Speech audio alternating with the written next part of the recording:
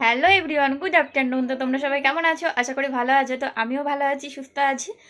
তো আরও একটা নতুন ব্লগের সঙ্গে তোমাদের সকলকে জানাই বম্বা ফিশ চ্যানেলে আরও একবার ওয়েলকাম। তো ব্যাপার হচ্ছে, আজকে সকাল থেকে ভিডিওটা শুরু করা হয়নি, একটু ব্যস্ত ছিলাম।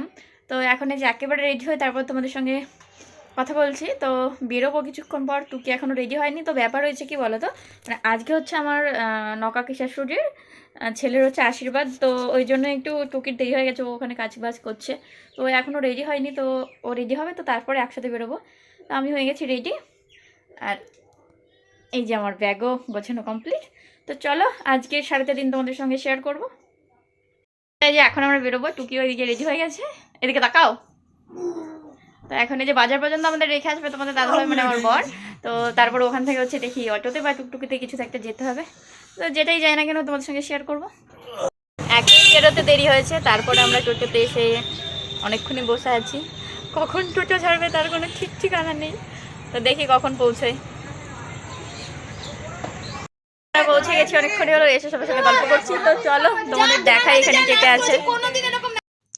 তো এখানে এই দেখো, এটা হচ্ছে অনু, আর এটা হচ্ছে অনুর মা, আর এই যে পাশের ফ্রেন্ডটাকে আমি প্রথম দেখছি, আর এটা হচ্ছে দোলন।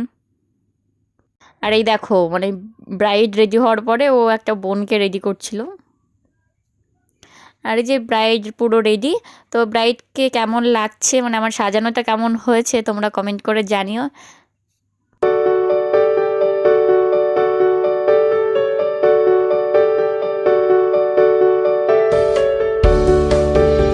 আর তারপরে হচ্ছে আমরা কয়েকটা সেলফি তুললাম ব্রাইডের সাথে।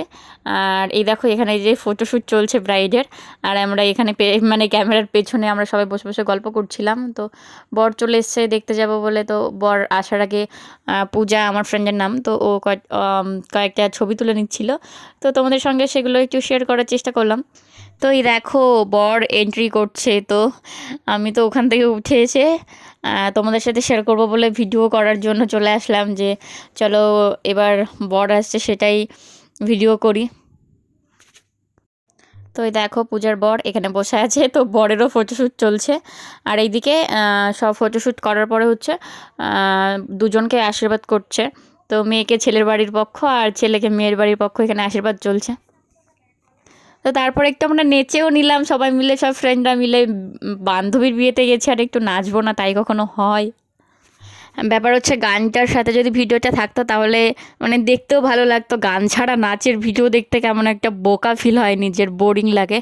আর গান দিলে তো জানোই তোমরা, কপিরাইট আসবে। তো সেজন্য গানটা আমি এডিট করে বাদ দিয়ে শুধুমাত্র ভিডিওটাই দিলাম তোমাদের সঙ্গে শেয়ার করার জন্য। তো সত্যি সত্যি গান ছাড়া ভিডিও, নাচের ভিডিও দেখা মানে বোরিং ফিল করাই হয়। আর তোমাদের দাদাভাই ওখানে পৌঁছানোর সাথে সাথে আমরা খেতে বসে পড়েছিলাম, তার কারণ অনেক রাতও হয়ে যাচ্ছিলো, আবার আমাদের বাড়ি ফিরতে হবে। তো সেই কারণেই। আর আমি তোমাদের দাদাভাই, আর এটা হচ্ছে আমার হচ্ছে ছোটো মামা শ্বশুরের ছেলে, ওদের হচ্ছে রিলেটিভস। তো ওরাও গেছিলো ওখানে। তো আমরা এই যে চারজন এক টেবিলে খেতে বসেছি। তো খাওয়া দাওয়া সেরে আমরা বাড়ি চলে এসেছি, সবার সাথে একটু দেখা করেছি। তো আমরা বিয়েবাড়ি থেকে বাড়িও চলে এসেছি, আর এসে চেঞ্জ করে ফ্রেশ হয়ে নিলাম। এখন শুয়ে পড়বো। আর আমার ছোট্ট ভিডিওটা তোমাদের কেমন লাগলো কমেন্ট করে জানিও।